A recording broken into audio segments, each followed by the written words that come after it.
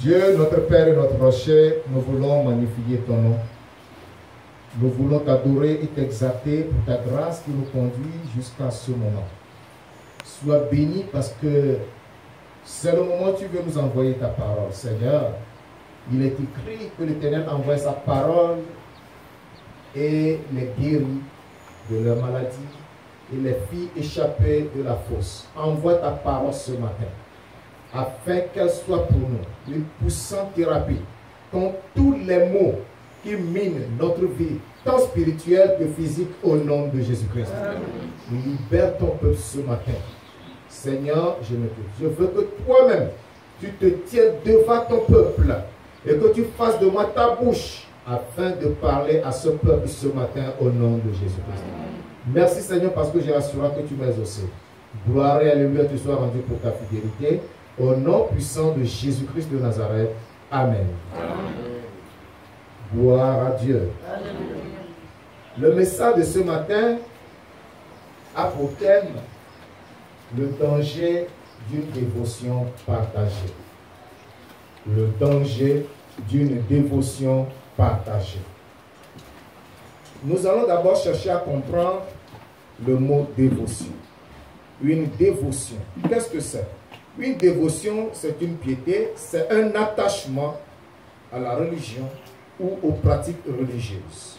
Autrement dit, c'est un culte rendu à Dieu, la dévotion.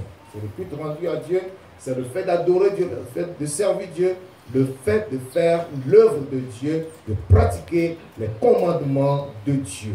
Et lorsque nous disons que la dévotion est partagée, c'est que notre attachement à Dieu, notre consécration à Dieu est partagée entre Dieu et un autre que nous pouvons aussi appeler Dieu, avec petit d, un petit Dieu, ou bien quelque chose qui partage notre dévotion avec Dieu. Donc, le danger d'une dévotion partagée. Lorsque la dévotion est partagée, cela attire un réel danger. Prenons notre texte dans 1 Roi chapitre 18. 1 Roi chapitre 18, le verset 21. 1 Roi 18, le verset 21, il est écrit. Alors Élie s'approcha de tout le peuple et dit, jusqu'à quand clocherez-vous de deux côtés? Si l'Éternel est Dieu, allez après lui. Si c'est Baal, allez après lui. Alléluia. Ici, nous voyons le prophète Élie face au peuple d'Israël. Et nous savons que le prophète Élie a travaillé, a exercé son ministère au temps où régnait le roi Achab sur Israël. Et c'était le roi qui avait institutionnalisé, avec la complicité de sa femme sidonienne, l'idolâtrie. Donc, ils ont institué l'adoration de Baal. Ce qui fait que tous les enfants d'Israël s'étaient retournés vers Baal pour l'adorer. Ils craignaient Dieu, ils connaissaient les commandements de Dieu, mais leur adoration, leur dévotion était partagée entre l'Éternel, leur Dieu, et Baal qui était un Dieu étranger. Alléluia. Élie était seul parmi eux en tant que prophète en ce moment. Lorsqu'il s'était présenté, il était le seul prophète qui était présent. Mais en réalité, il n'était pas seul. Il y avait encore des centaines de prophètes. Il ne savait pas. Mais c'était lui qui lançait le défi aux adorateurs de Baal, en leur disant ceci: si l'Éternel Dieu, qu'il aille après lui. Si c'est Baal qui est Dieu, qu'ils aillent après lui pour l'adorer. Nous voyons ici une dévotion partagée. C'était partagé entre l'Éternel et Baal. C'est pourquoi il leur posait la question: jusqu'à quand clocheront-ils de deux côtés? Deux côtés. Deux côtés. Vous comprenez? Donc, ils étaient partagés entre deux cultes. Mais voyons dans 2 Rois, chapitre 17. Regardons dans 2 Rois, parce que j'avais Jean aujourd'hui. 2 Rois, chapitre 17. Du verset 4 au verset 41. Ça, c'est notre texte même, qui constitue notre message, le texte dans lequel nous allons tirer le message. Je ne vais pas tout lire, mais je vais lire quelques versets. Quelques versets. Je lis à partir du verset 4. Mais le roi d'Assyrie découvrit une conspiration chez Osée qui avait envoyé des messagers à son roi d'Égypte et qui ne payait plus annuellement le tribut au roi d'Assyrie. Le roi d'Assyrie le fit enfermer et enchaîner dans une prison.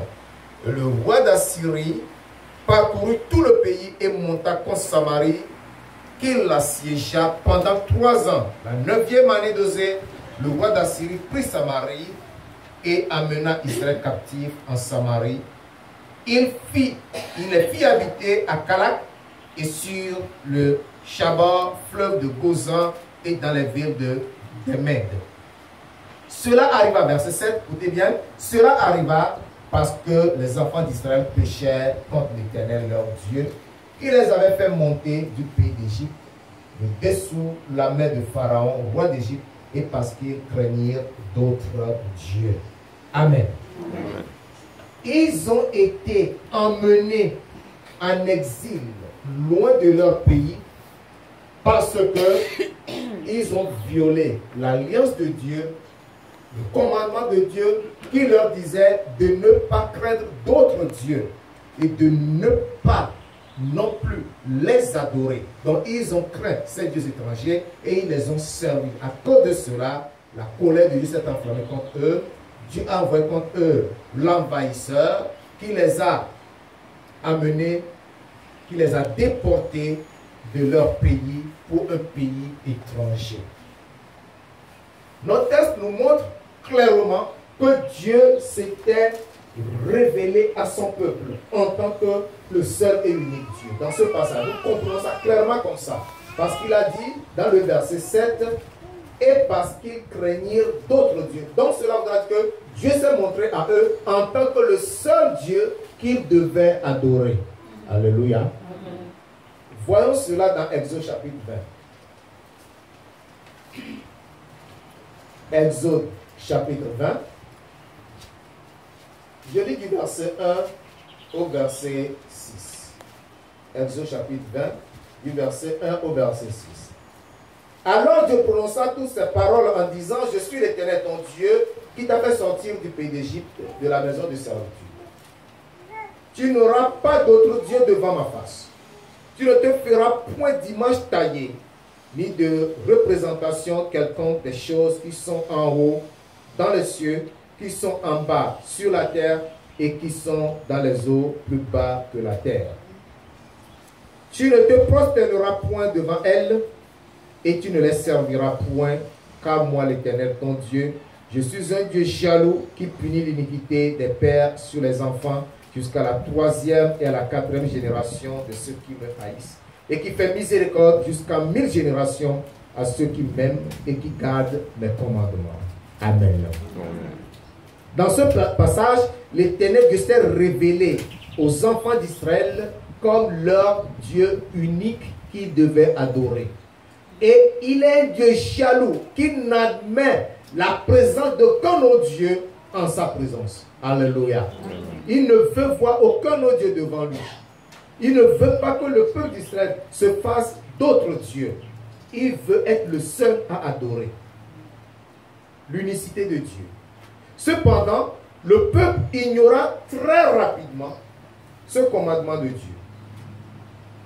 Et ainsi, ils ont violé l'alliance que Dieu a faite avec eux en se vautrant dans l'idolâtrie, dans une idolâtrie criminelle.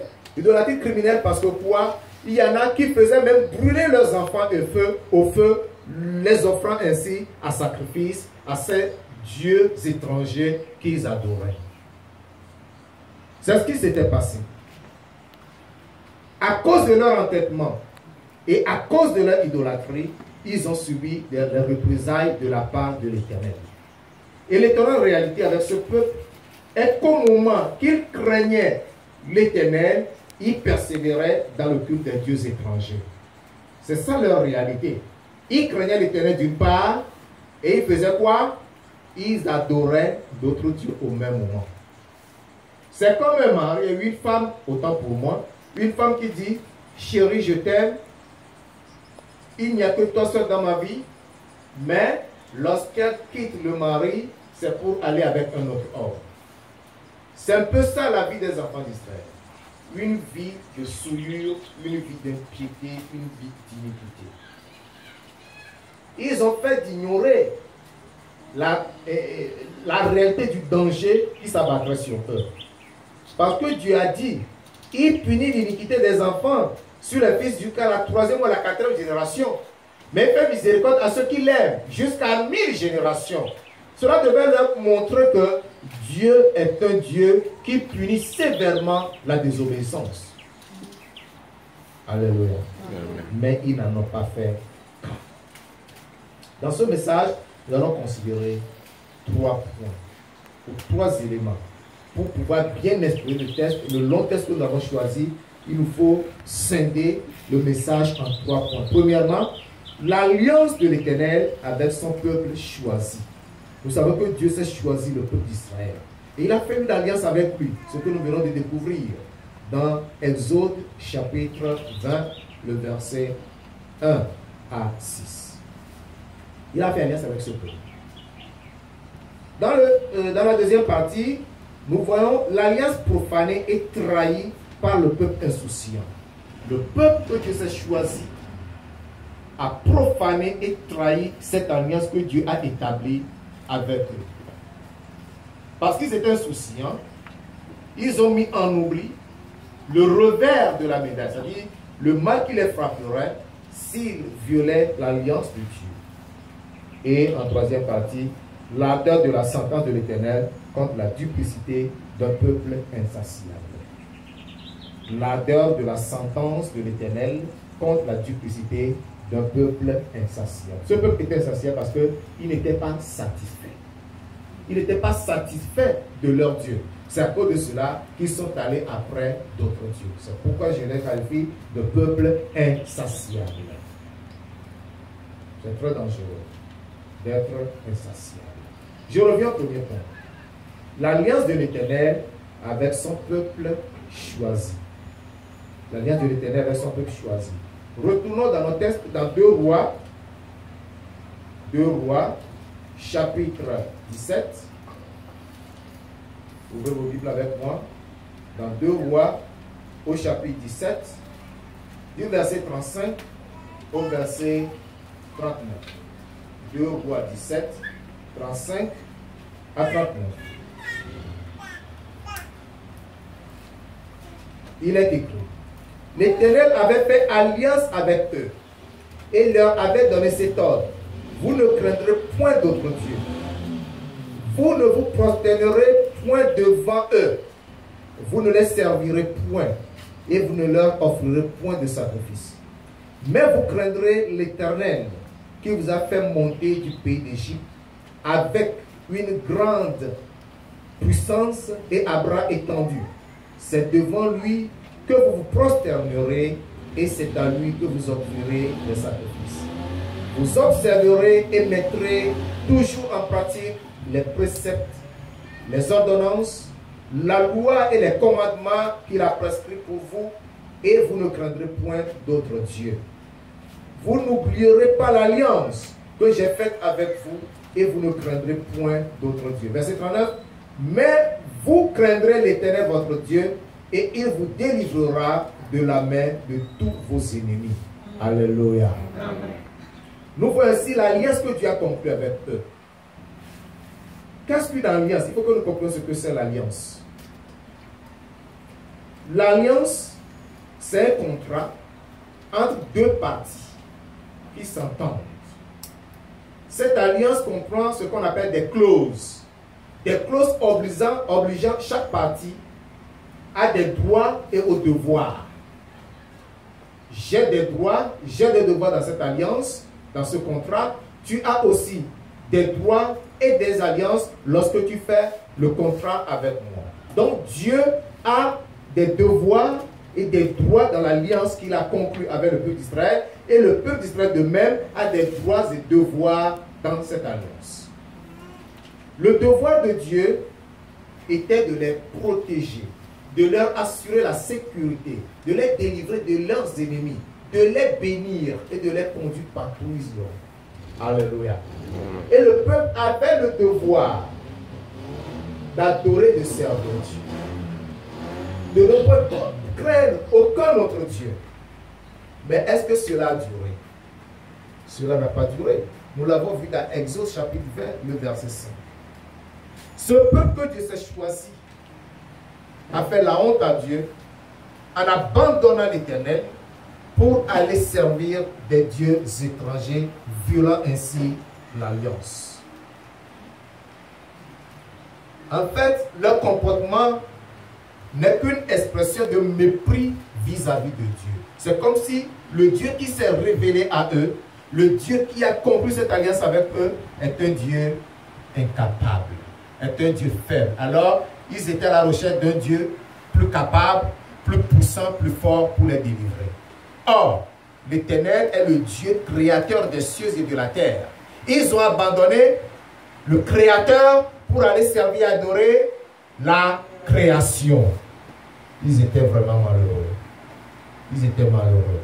Tu diras oui, ça c'est en leur temps. Mais nous aujourd'hui, nous sommes rentrés dans une alliance plus excellente que l'alliance de Dieu avec les enfants d'Israël. Matthieu chapitre 26. Nous allons voir cette alliance merveilleuse dans laquelle nous sommes rentrés avec Dieu. Une alliance excellente. Une alliance qui dépasse cette ancienne alliance. C'est ce que le livre des Hébreux nous dit. Matthieu chapitre 26, versets 27 à 28. Matthieu 26, versets 27 à 28. Il prit ensuite une coupe et après avoir rendu grâce, il la leur donna en disant, buvez-en tous, car ceci est mon sang, le sang de l'alliance qui est répandu pour plusieurs pour la rémission des péchés. Alléluia. Amen. Voilà l'alliance excellente dans laquelle nous sommes rentrés. Et c'est Jésus-Christ de Nazareth qui a conclu cette alliance avec nous. Il a versé son sang. Alléluia. Amen. Nous sortons du cadre d'un peuple et nous rentrons maintenant dans le cadre des peuples que Dieu s'est choisi. Il n'y a plus qu'Israël, mais il y a tous les hommes à travers le monde entier dont toi et moi nous faisons partie. Alléluia. Amen. Païen, tu n'es pas israélite, mais Dieu t'a choisi en faisant cette alliance avec toi. C'est à cause de ça que le sang de Jésus-Christ a coulé. Parce qu'à travers ce sang, tu as quoi? La rémission de tes péchés. Tu as le pardon de tes péchés pour que tu puisses devenir enfant de Dieu. Pour que tu puisses appeler Dieu Père et qu'il te réponde mon fils. Alléluia. Regardez cette alliance excellente que malheureusement les enfants de Dieu, le peuple d'Israël avait violé et qui nous est donné aujourd'hui. Et ce que nous allons constater, c'est que les chrétiens malheureusement emboîtent le pas des enfants d'Israël. Et les enfants, mais pire que cela. L'alliance que Dieu a faite avec nous est aujourd'hui violée tous les jours par plusieurs qui se disent chrétiens. Et ils le font à leur détriment. C'est pour cela que je vous exhorte à demeurer ferme. Vous comprenez déjà la question du salut. Le salut, tu peux l'acquérir. Mais quand tu violes l'alliance, qui te dit, tu ne commettras pas l'adultère, tu ne commettras pas le péché, tu vas commettre le péché, il se passe quoi? Tu persévères, tu ne te répands pas, il se passe quoi? Est-ce que le salut est encore là? Le salut n'est plus là. Le salut est perdu. Attention avec l'alliance de Dieu. C'est pourquoi, en deuxième point, je parle de l'alliance trahie et profanée par le peuple insouciant. L'alliance est bien comprise avec nous, mais le peuple insouciant ira violer cette alliance. Reprenons nos textes de 2 Rois. Le peuple insouciant, parce que le peuple a ignoré ce qui devait découler de la violation de l'alliance de leurs parents. 2 Rois, chapitre 17, versets 7 à 12. Versets 7 à 12. Cela arriva parce que les enfants d'Israël péchèrent contre l'Éternel, leur Dieu, qui les avait fait monter du pays d'Égypte, de dessous la main de Pharaon, roi d'Égypte, et parce qu'ils craignirent d'autres dieux. Ils suivirent les coutumes des nations que l'Éternel avait chassées devant les enfants d'Israël et celles que les rois d'Israël avaient établies. Les enfants d'Israël firent en secret contre l'Éternel. Retenez bien ce verset. Ils firent en secret. Pour dire que le péché secret est un scandale ouvert devant Dieu. Alléluia. Ce que tu fais secrètement disant que personne ne me voit, personne n'est au courant, c'est un scandale ouvert devant Dieu. Les anges te voient, Dieu te voit. Tu ne peux pas te cacher devant Dieu. Donc ils ont fait des choses en secret, mais Dieu les voyait là où ils faisaient cette chose-là. Les enfants d'Israël firent en secret contre l'Éternel, leur Dieu, des choses qui ne sont pas bien. Ils se bâtirent des hauts lieux dans toutes les villes, depuis les tours des gardes jusqu'aux villes fortes. Ils se dressèrent des statues et des idoles sur toute colline élevée et sous tout arbre vert. Et là, ils brûlèrent des parfums sur tous les hauts lieux, comme les nations que l'Éternel avait chassées devant eux. Et ils firent des choses mauvaises par lesquelles ils irritèrent l'Éternel. Verset 12. Ils servirent les idoles dont l'Éternel leur avait dit, vous ne ferez pas cela. L'Éternel leur avait dit quoi? Vous ne ferez pas cela. Mais c'est ça ce qu'ils sont allés faire. Vous voyez la tête de l'homme? L'entêtement de l'homme, on leur a dit, vous ne le ferez pas. Mais c'est ça qu'ils sont partis faire. Ils ont reçu la loi de l'Alliance, mais ils ont manqué de fermeté et de loyauté. Il faut être faible dans ce que tu as reçu. Il faut être loyal vis-à-vis de celui qui te l'a donné. C'est Dieu qui leur a donné l'alliance. C'est Dieu qui leur a donné la loi. Mais ils ont été instables. Et ils ont été déloyaux. Ils ont violé la loi, ils ont violé l'alliance, ils ont fait ce qui leur semblait bon, ils ont fait ce qui leur passait par la tête. La conséquence était qu'ils avaient trahi et profané l'alliance que Dieu a établie avec eux. C'est très dangereux, c'est très mauvais. Voyons le verset 19. Verset 19. Dit, Judas même n'avait pas gardé les commandements de l'Éternel son Dieu. Et ils avaient suivi les coutumes établies par Israël. Vous savez ce qui s'est passé? Après la mort de Salomon, sous le règne de son fils Roboam, le royaume était divisé en deux. Il y a le royaume d'Israël et le royaume de Juda. Le premier roi d'Israël, Jéroboam, lorsqu'il s'était détaché du royaume d'Israël, c'est-à-dire de l'ancien royaume, de l'unique royaume, lorsqu'il s'est détaché de la maison de David et qu'il est parti dans notre royaume, qu'est-ce qu'il a fait? Il a dit non. Pour empêcher le peuple d'aller à Juda adorer Dieu, parce que s'ils continuent d'aller en Juda, à Jérusalem, adorer Dieu, leurs cœurs vont se détourner de moi pour être attachés à qui? À Roboam. Alors, il a élevé un autel, il s'est fait des prêtres, il a désigné des prêtres. Celui qui voudra être prêtre, il le désignait, il le consacrait pour prêtre ou offrir des sacrifices. Or, l'alliance là n'appartenait qu'aux Lévites. C'est un sacerdoce qui appartenait seulement aux enfants de Lévi, qui étaient restés à Jérusalem. C'est comme ça que Jéroboam a dérouté le peuple, il a institutionnalisé l'idolâtrie, violant ainsi l'alliance de Dieu. Et tous les rois qui l'ont suivi ont marché dans cette trace, obligeant le peuple à adorer des idoles.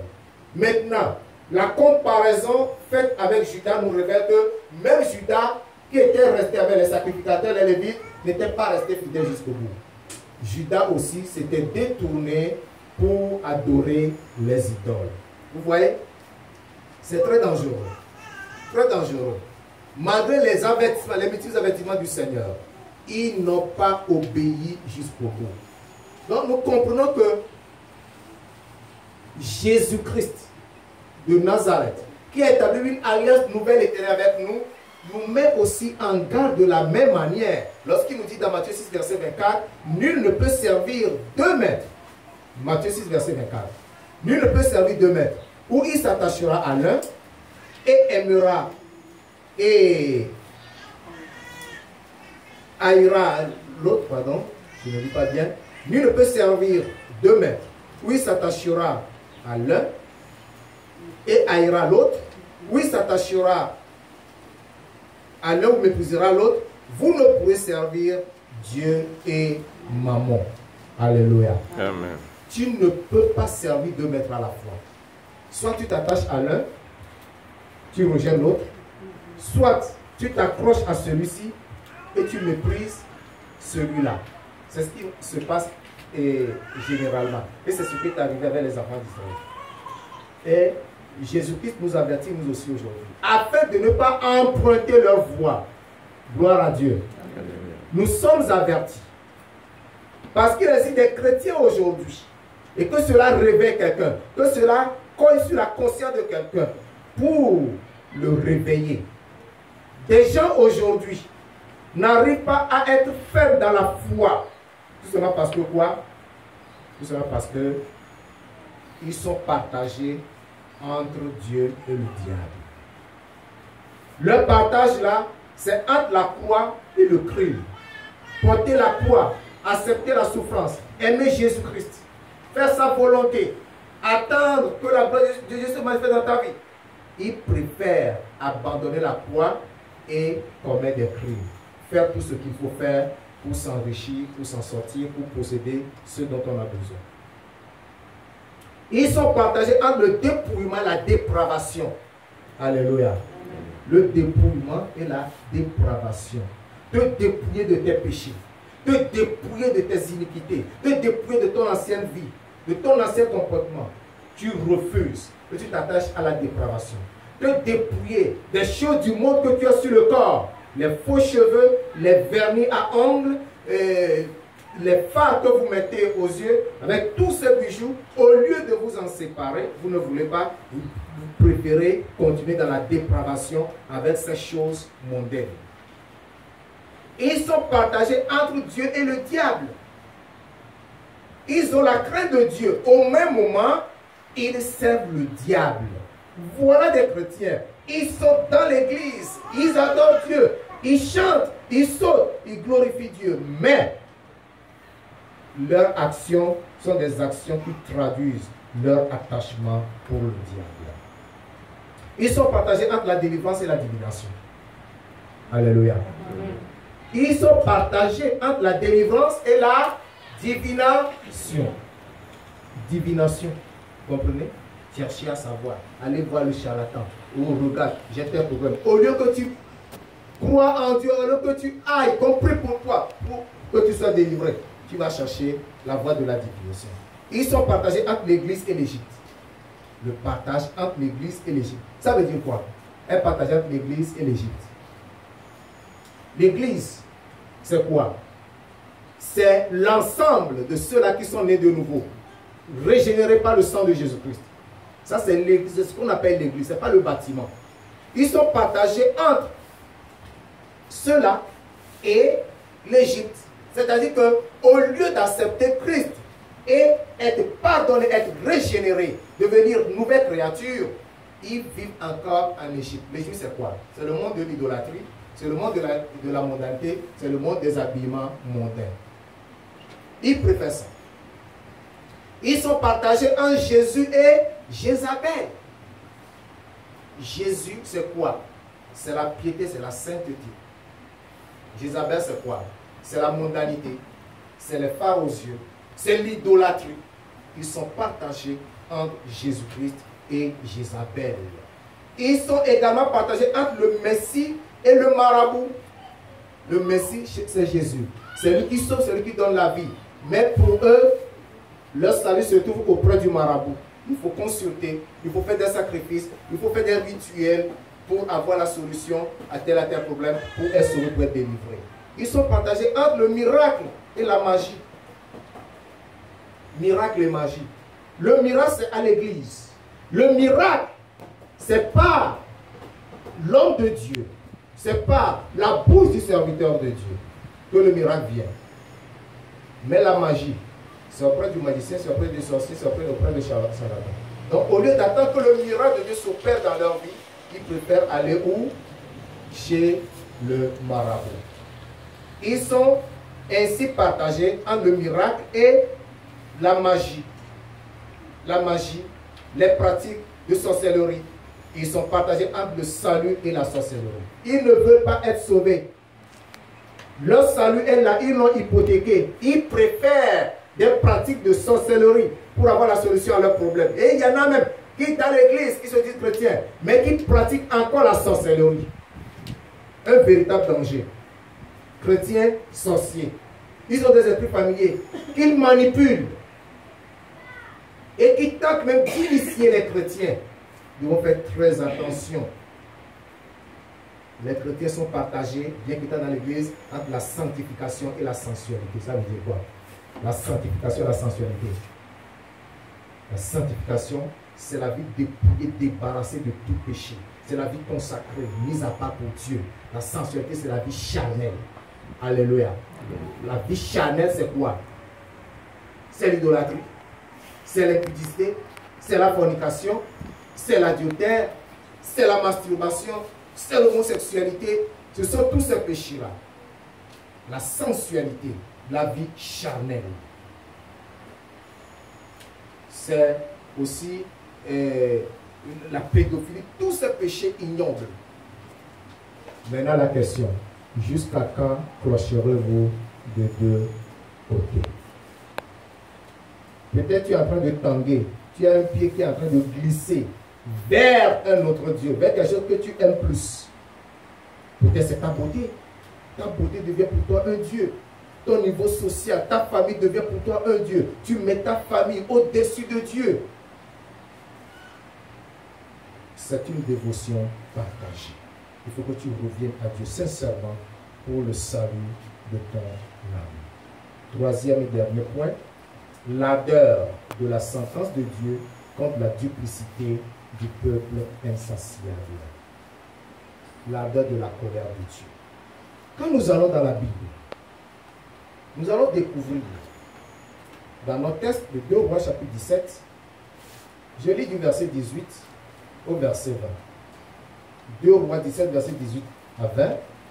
Aussi l'Éternel s'est-il fortement irrité contre Israël et les a-t-il éloignés de sa face. Il n'est resté que la seule tribu de Juda.